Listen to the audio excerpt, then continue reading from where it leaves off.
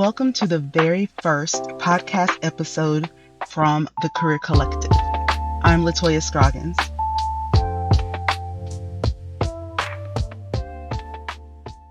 I decided to release this first episode on Christmas as a small gift, something meant to offer you insight and encouragement on the go. Even though this is a podcast, I want you to think of this as a conversation you're listening in on. I may pause, you may nod, you may even talk back.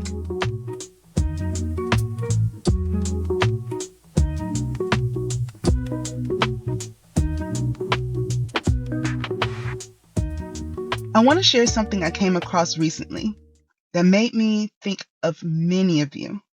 Someone had wrote asking what they felt to be an odd question.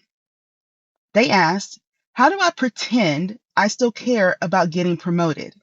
They shared that for the past 2 years, they've been asking about advancement. Each time they asked, the answer changed. No clear direction, no real timeline, just maybe next time. After a while, that uncertainty started to wear on them. Now, they're interviewing elsewhere. They no longer feel invested in advancing at their current company. It's important to note, from my perspective, that this is not because they gave up, but because something shifted inside of them. And so now, here they are. It's time for another end of year conversation, and they feel stuck. They don't want to go into this and sound disengaged, but they also don't want to keep pretending. What they're really asking isn't so much about a promotion. It is about how do you sit in a conversation, end of year discussion, a performance appraisal, any of those. How do you sit in a conversation when your feelings have already changed? What stood out to me, again, it wasn't the question about the promotion itself. It was more about the quiet moment that this person had.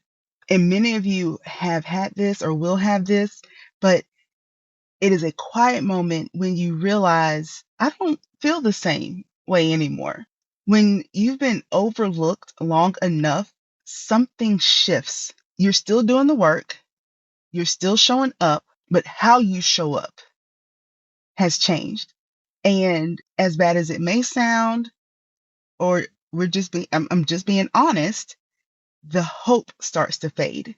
So where some people may get loud and complain, when that hope starts to fade, some people just become quiet.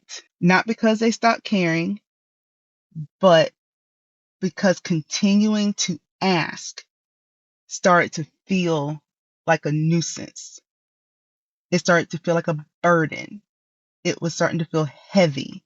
That realization can feel uncomfortable, especially when you've been taught that wanting more means doing more, showing up more, pushing harder, working harder. It is a very tough realization.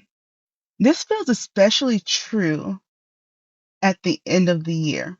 Everything starts to slow down, conversations pause, and noise starts to fade.